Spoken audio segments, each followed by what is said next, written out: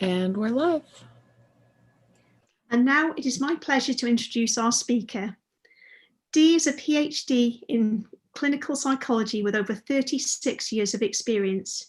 She created her own methodology as a psychotherapist to quickly discover and empower the individual to eliminate the inner blocks to their full self-expression and uncover their hidden potential to gain freedom to be in all relationships in life.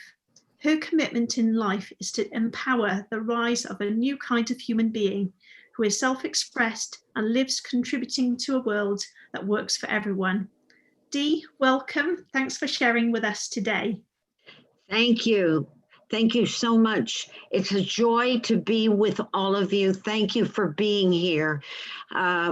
Because without you, I would just be talking to myself. So thank you for being here. So the title of this talk could actually be The Unlimited Hour of Self.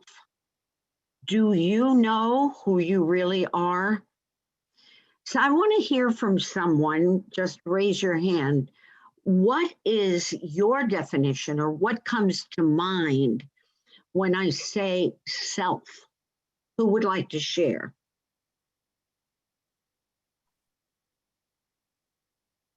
Anybody? Don't be afraid, there's no right answer.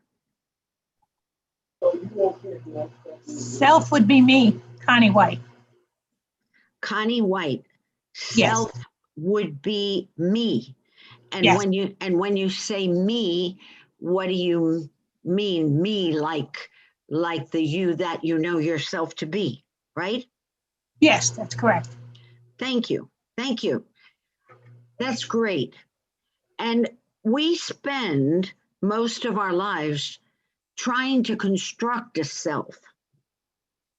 That self that we're constructing, from the time we're very young, we construct a self to fit into the world according to what is admired, appreciated, what is right, what is considered good, and in a way where it's, I should be, how should I be?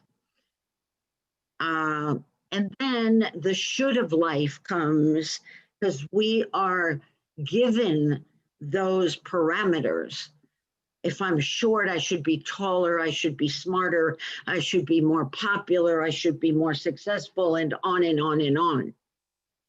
It's an endless journey of finding that self or constructing it. And it's a journey of many times self-doubt, not enoughness, I'm wrong, I got to fix me or someone else. And we live in a mindset often that we are broken somehow. We're mostly living a life of being wounded and working hard to get out of depression, anxiety, conflicts, and arguments. That doesn't mean you don't have moments of great reprieve as human beings. We have moments that are fantastic or of great success. But generally, there's always this underlying feeling of something's wrong and not enoughness. We are in the pursuit of happiness. The key word is the pursuit. Tell me, please, who am I? How do I be happy? Will it happen when I'm married or divorced or dead? We live as though there is truly somewhere to get to, and then I'll be happy. If I get my career, if I'm successful in the eyes of the world, I will then be happy. Here's a fact. We live constantly trying to fit in and live inside a culture, wherever a family we were born into, standards, ideals handed down to us without questioning them. And if we did question them, most of us just said, well, this is what it is. So we are destined to keep feeling dissatisfied and unfulfilled. So what doesn't work for human beings is that we are born, it is assumed that we aren't whole. And I'd really like you to look at this. One day, when we are molded into the social structure and we are fulfilling the intentions of the time we were born into, our parents' expectations, or the expectation of our society, and we have a good education and manners and economic achievement, marriage, children, or whatever it is, then we'll be whole. There's nothing wrong with trying to achieve what others are handing us down, except that in so doing, most of us never discover, who am I? And what am I here to contribute to the world? Consider the possibility that we are born coded with everything we need to be in the world. We come with unlimited potential. We come with batteries included. And what do I mean by that? We come with physical attributes, a temperament, but we come with a freedom to be what I call an unscripted self, a unique beingness, pure, open freedom. Then by life experiences and social structure, we get molded or conditioned into someone, and we call that me. This is me, myself. I call it the splintered self. Why is it splintered? Because it's all geared to have you fit into the world without having us discover that the wondrous child, which I call your essential nature, that lives within us from birth, that child brings with him or her the soul's mission. It's the splintered self that is the cause of the imbalance and suffering of human being. Why? Because in what is necessary, you land in a family, in a culture, in a time in history, you have to deal with being a human being here. But you see, it's splintered because we lose our power to be, just be. And that power to be free and open and unique, which was always there as a child. You're born free. But by the time you're around 3 or 4, the child slowly but surely loses its power to exist as itself. The essence of your existence gets left behind, not explored, not discovered, not empowered. So most humans walk around following some inherited notion of life instead of developing your capital SELF, your true power. Self must then be reclaimed. And that power still lives in the early being of your inner child, the authentic characteristics, that which was the self embodied, is still there. But you see, we spend so much of our lives as children trying to fit in, to be liked, to be accepted, living in the world of there's something wrong with me, that our unique key to our fulfillment gets buried underneath life experiences that have wounded us. And then we're working hard to break free and to heal the symptoms, because those are the symptoms of our wounded souls, without recovering the part of us that we shoved away. You're not wanted. You don't belong. Your hair's the wrong color. Your teeth, you don't matter. When all the time, the soul of you is your gold. So I want to hear from some of you, anything, no buts. This is a conversation for me. It's not just a dictation, you know. I want to hear from you what you hear in this, what connects to you or doesn't. So please raise your hand. Who will share?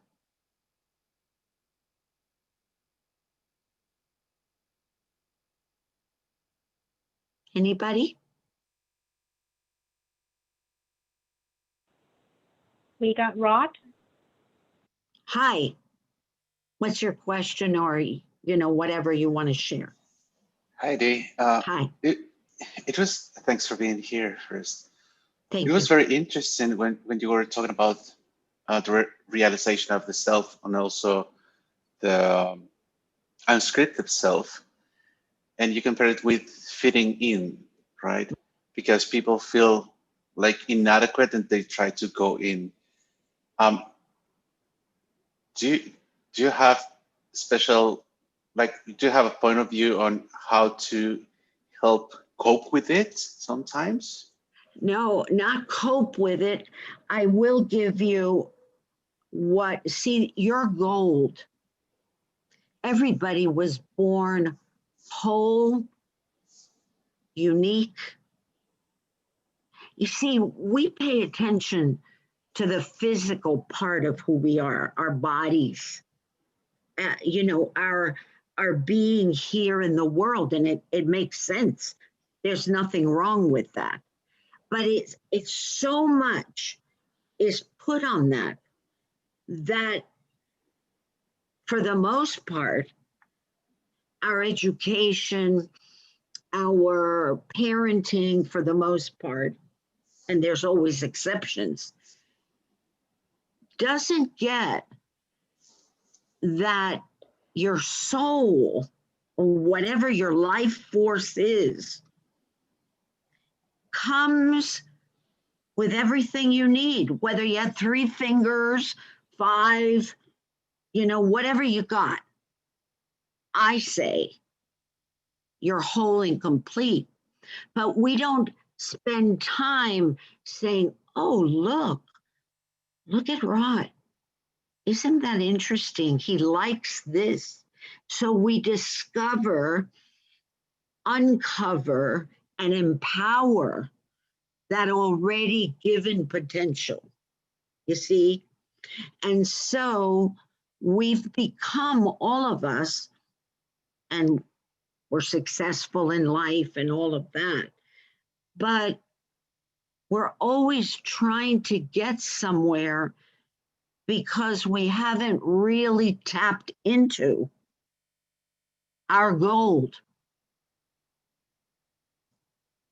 Imagine that you are already golden, like a gold deposit, and I'm saying to you, you're gold. Do you know you're gold? Most of us don't know that.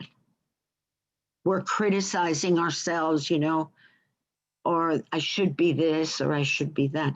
I don't know if that gives you anything. And I'm going to give you how to reclaim that power, if that's what you're looking for. Not to cope with it, but necessarily, but to discover that power for yourself. Does that make sense to you? It does. Thank You're you. gold. You're gold. Everybody on this call. One, there's nothing wrong with you. There never was, except that you landed here and we've had life experiences. And then we became wounded because every human being on the planet, there I discovered 3 basic ingredients that human beings need. And that is to be seen, to be heard, and to be acknowledged. Acknowledged not because you earned it necessarily, which that's fine too, but because you exist. Who else? Dee, I have a question. You said that about 3 or 4 years you've lost the essence, or the essence of yourself has been left behind. How do you go back or do you go back? How do you make that splintered life whole again? How do you go back to reclaim it? Yeah. Who's talking? This is Connie. Connie. Yeah. Night. Well, I say the recordings, the true recordings of your gold, that which your soul has come here with, it was imprinted in the free child, in the wondrous child. And that child, you have to research. So take out pictures of that child. Little Connie, before everything happened, like how was little Connie? Sometimes we have to research it. Some people have videos. I'm working with people that have been, wow, look at me. I was so like this. Now, when I look back, Connie, little D was very energetic, very alive, I wrote my first play when I was like 6, it was a play. And then I lost my grandparents. So I was put in a boarding school at 7 till I was 14. And the wounded self covered over that joy to be, that happiness, and to reclaim it. In my research, I started to connect with little D. And first I had a picture of her, and then I would talk to her. So I would ask relatives, people about the child before 4. What did he or she love to do? Or be, how was he being? Was he quiet? And unfortunately, some of our parents or people, unless they were really focused and connected, they don't even remember all of it. Oh, you were like this, but look for the uniqueness of that child through the eyes of love, not the eyes of criticism, because we're all conditioned into criticism. Oh no. I mean, even now when I look in the mirror, I go, oh, look at her. How come she has wrinkles? It's like we're constantly in a view that there's something wrong. And one of the things that will start opening up that part of yourself is write a letter to your inner child. Write a letter like, "Dear Connie, how have I been all these years? How much do I know about you?" You know, like a letter of recognition, of wanting to connect if you haven't. And write about how you disowned parts of yourself. And acknowledge and celebrate him or her. Does that make any sense, Connie? Just to let you know, you're on mute. Oh, so I was talking all the time on mute? No, she's talking about me. No, Oh. Yeah, that made a lot of sense, Dee. Thank you. I know sometimes when I'm doing corporate training, I ask them to do some stuff that they're not used to doing, like get up and dance. And I have to tell them to let the inner child out. I don't know where you killed her, but you need to let her back out. So yes, that made a lot of sense to me. So thank you.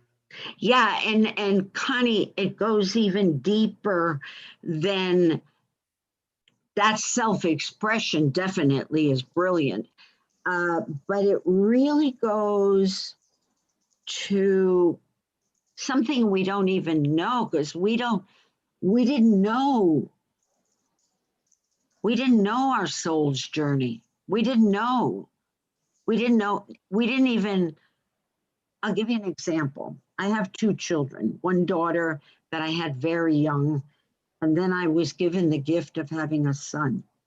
I was very awakened with my son. He's 34 now. And when he was born, I took his little head in my hands and I said, "Alex, I know that you know all things. Your dad and I are here to show you the ways of the world. But I always honored that he came with a gift. And his gift to me, Connie, he taught me to love." And, but that's because I was awakened to that.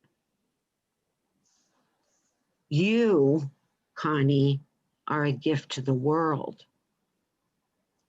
And somewhere you must know that you are, but we don't live like we are all the time, you know? So, yeah, thank you, Connie. Anybody else? Anything else? Yeah, we've got another question in the chat window from Eugene saying, what can we do as parents to encourage wholeness in our children? Oh, that's great. Ask your children, give them a voice. That doesn't mean that they make decisions. I mean, the best time is start when they're young. Ask them. I used to ask Alex all the time.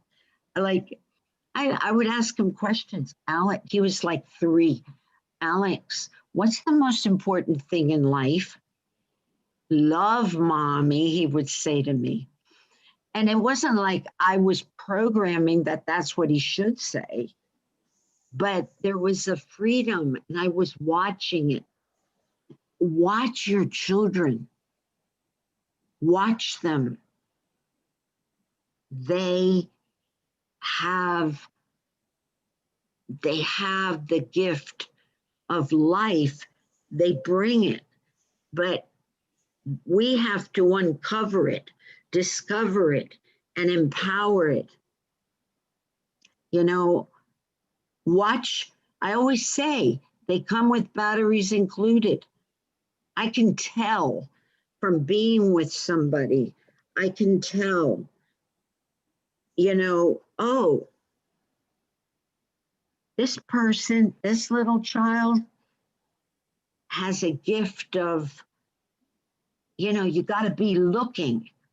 And I bet each one of you, if I asked you, I want to ask you, what do you remember about being little? And it doesn't have to be something, what did you, something you really liked? It may be insignificant, something that made you really happy. Anybody? Playing at the beach, being in this open space. My name's Helen. Sorry. Hi. I know who you are, Helen. Playing at the beach. And what was beautiful about little Helen playing at the beach? Freedom, connection with nature, connection with self. Just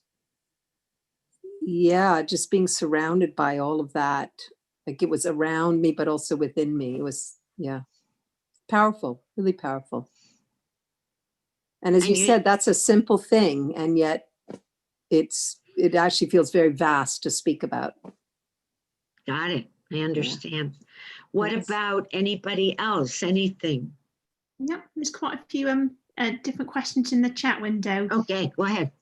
So the next question is, what if we don't know your little child, or because of your bitter memories, you don't want to confront your inner child because you aren't the only child? So who is it, by the way, the first name? I'm not sure, that unfortunately I can't see who's put that question into the chat. It's all right. Okay. So because of bitter memories, yes, bitter memories, there is no way for you to have pictures, or is it that within yourself, the bitterness, the anger, the hurt, the frustration is so big that it doesn't allow you to look at the child? But here's the thing. What is your see, things happen to you and they weren't happy ones. I'm sure all of us can have a story of when things went really bad or wrong. But here's the thing. How do you relate to that little child that still lives inside of you? Look at this. Do you criticize yourself a lot?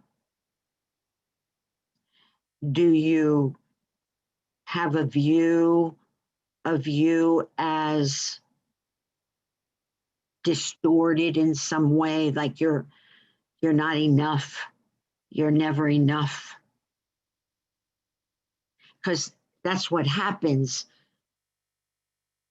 People did whatever they did or didn't do what they didn't do, and then we're caught inside that trap. And then that's the way we treat ourselves. So I would say separate for a minute all the anger, all the hurt, all the bitterness that child has felt, and see if you can find him or her. Because look, when you go to a hospital and somebody's given birth and they carry that baby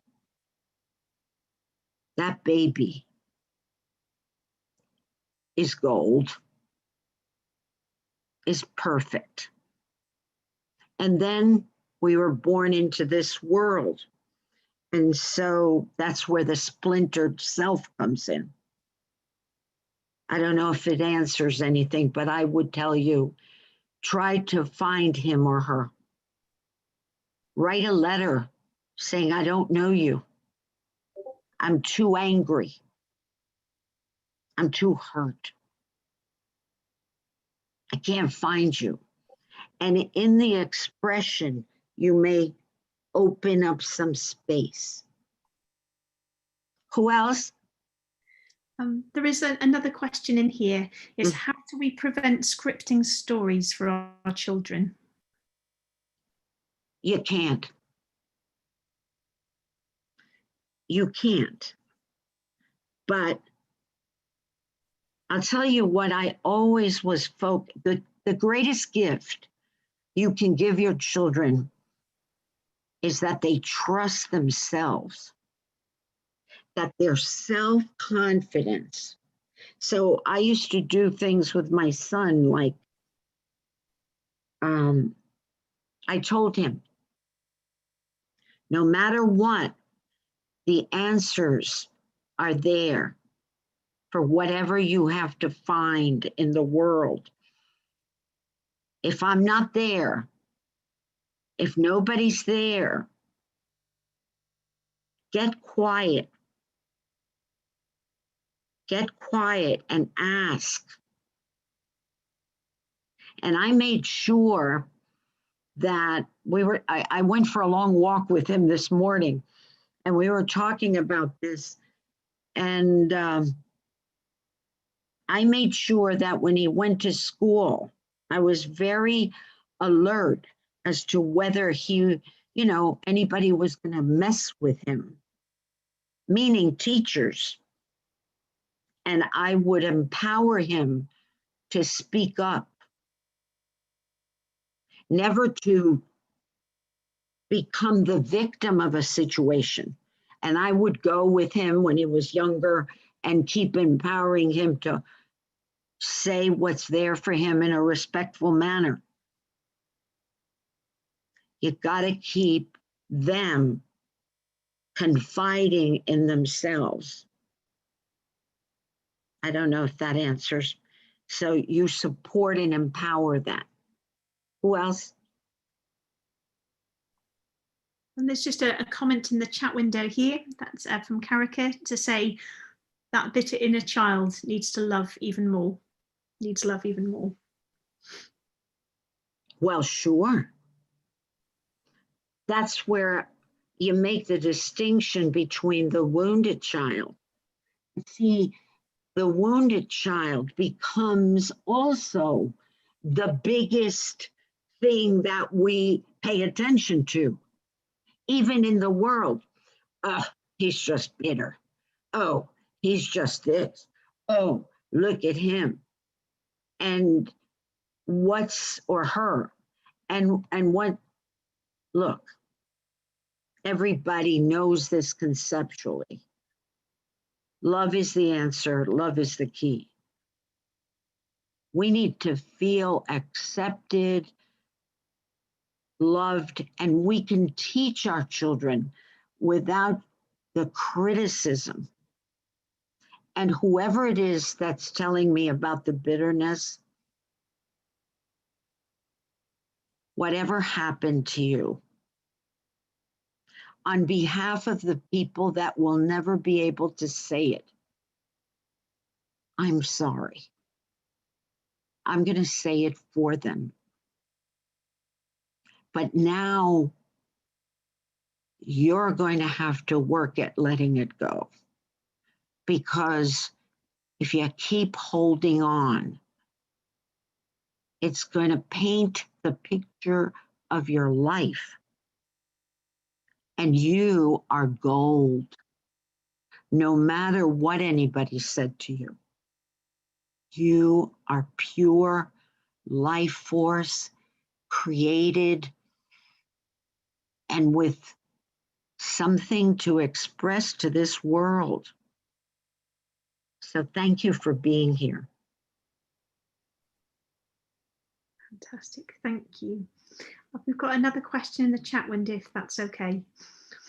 By writing a letter, aren't you opening up the wounds again? And if so, how do you deal with that? Well, ideally, it would be good if you worked with somebody, because, you know, you will open it up. You may open up the wound, but you will also see, look, whether we go blind and we don't pay attention to the wounds, are they not there anyway? If we had a wound, if I had a sore in my arm and I kept covering it up, not wanting to deal with it, is it going to get any better? So in the emotional body, there's an ulcer or a wound, and we got to look at it. We have to look at it. We have to be with it. You got to be with that bitterness, with that pain. You got to express it. You got to, I don't know. I mean, we'd have to get specific there. You got to be courageous. Do you mean that like maybe opening that wound and having that awareness of it, right? You could be able to either protect it or take care of it in a better way, right? Yeah, absolutely, Rod. Because look at it as a physical, right? If I'm hiding my wound because I don't want to deal with it. You know, sometimes we think we have symptoms and we don't want to go to the doctor because, oh my God, what if it's something, right? Well, it's the same thing with the emotional body. It's going to be there whether you go, no, no, no. The sooner we deal with it, and it may be uncomfortable, it takes courage, but it's going to give you a new life. It's going to give you, see, inside every wound, there's a trapped little boy or girl. When I was 7 and I was put away in the boarding school and never saw my grandparents again, I had this anxiety all the time, and I was scared to lose this person and that person. I had to deal with it because it was ruining my life. So, see what happens. Write the letter. Be in the process, be in the experience, and you'll know. Usually what we think is worse than the actual, the actual, what do you call it? The actual experience. Thank you. Anything else, Rod? No. Okay. No, Connie had a follow-up on what you just said about dealing with it. Yeah, Connie. Yeah. What did you say, Connie? My follow-up, when you said deal with it, what is it that we supposed to do? I know you said perhaps seek, some other person to help. What is it that we're to do? Well, the first thing you got to do is tell the truth to yourself. This is what I'm holding. Write it down. Tell the truth. This is what I'm holding against myself or against my mother or my uncle or the world or whoever it is, right? Tell the truth. So you get that truth. You start with, this is my anger, this is my bitterness, or whatever it is. And then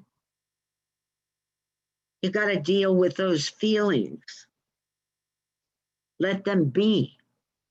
Let them come up in you. And then you might have to find a way to express yourself and clean it up with certain people in your life. And depending on the severity, Connie, it may require some professional support. Probably. Yeah, because look, we've been doing it all alone all our lives. We need each other. And we've become separate because you look like this and I look like that and I need this. And we built this world that doesn't work. We've got to build a new one, person by person, community by community, that is authentic and real and takes care of the heart and soul of humanity. So it's time to leave the past behind, and it's embedded in us.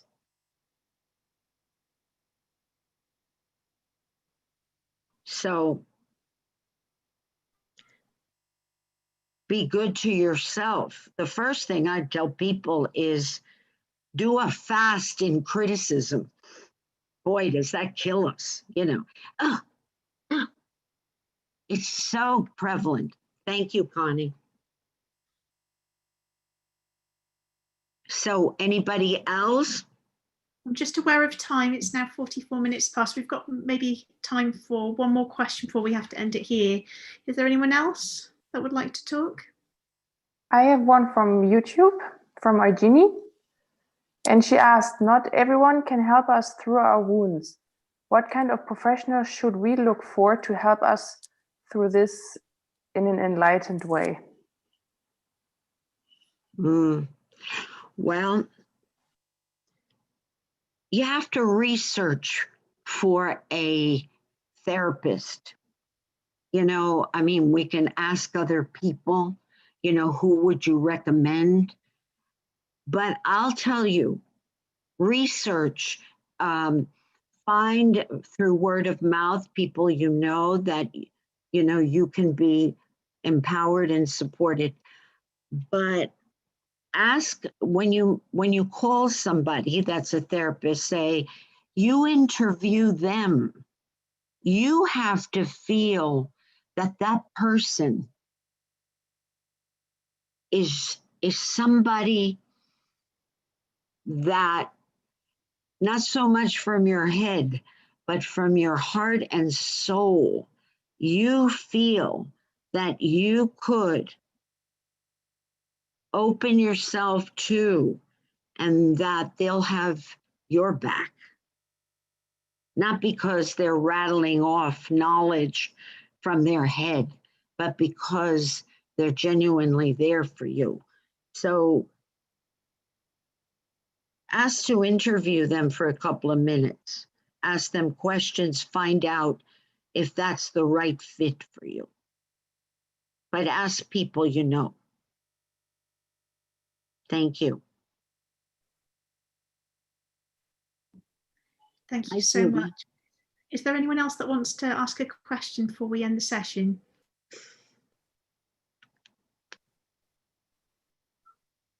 But just to say a huge thank you for this session. I really appreciate it. Can see from the videos, I'm not sure if you can see them, lots of other people feel the same way. Okay. Let me see them. Oh, some very nice people. To you. Fantastic. Thank you so much. Let me see you all. Let me take a moment. Hi, Nema. Ying is spectacular. Helen, Melissa, Angel Marie. Nice. Melissa, Karika, Rahim. I wonder if it's the Rahim I know. Is it the Rahim I know who was in my commitment seminar? Beautiful. I want to leave you with this. You'll probably forget it very quickly, but you got to get it. There's nothing wrong with you. There never was, and you're golden. You're golden. Thank you. It's been a joy. Night. Thank you so much. Thank you, Dee. To connect with Dee and to learn more about her work, please visit WYRED.live and look in the speaker bio. We're now going to take a 10-minute break to reset before the next session. I definitely think we need that time. Coming up next, we have a Gratitude and Honor 70s dance party. The tech will close the room and admit speakers for the next session. If you didn't register for the next session, but you'd like to watch more or revisit some previous sessions, please visit our YouTube channel, WY International. Thank you so much.